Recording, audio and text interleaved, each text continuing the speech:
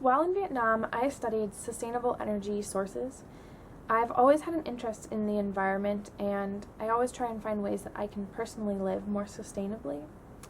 Many people believe that an individual cannot have a large impact on the environment, and while I disagree with that, I do recognize that individuals don't have as large of an impact as a large organization or a government. For this reason, I decided to look into what governments can do to have the largest potential impact towards a cleaner, greener environment. If more governments and companies began embracing renewable energy, the world could reduce its yearly carbon emissions by billions of tons, and no one can argue over the impact that that would have. What I learned while researching this topic is that there is no clear answer regarding the best energy source. There are positives and negatives to hydro, wind, solar, and geothermal energy. At this point, I think Vietnam is doing the right thing in exploring and investing in many different renewable energy sources. Currently in Vietnam, around 36% of energy comes from hydropower plants. Vietnam is ideally located for hydropower because it is the home to the forceful final sections of a few very powerful rivers. Hydroelectricity is also very cost-effective. However, because building a hydropower plant is dependent on a powerful water feature, hydroelectricity is not always an option. There are other limitations on hydropower. When a dam is constructed, the flow of the river is disrupted, affecting the entire ecosystem around it. Dams break up the river, causing problems for fish migration and breeding.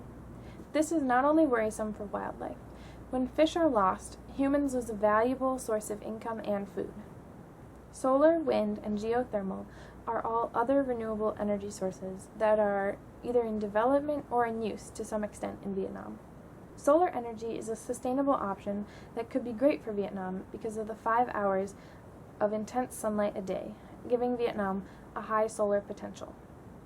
In fact, solar energy is already in widespread use throughout the country in the form of solar water heaters. Around 50% of households in Ho Chi Minh City have these apparatuses on the roof, and recently hotels have started doing the same. Wind energy is another option, with 4 operational wind farms already in Vietnam.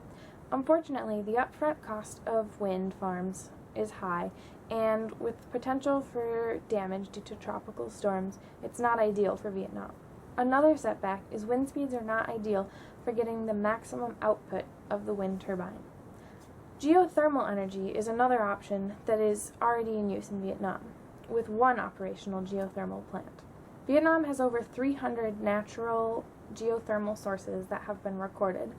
One of the largest benefits of geothermal is that it can run 24/7 regardless of bad weather. Initially, a geothermal plant requires a lot of land degradation, but the amount of land needed and the impact made is actually relatively small compared to a hydropower or coal plant. Vietnam is still developing, and people want more.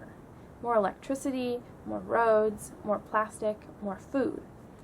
What Vietnam and other developing countries need is guidance and support to find more for the citizens in renewable and sustainable ways.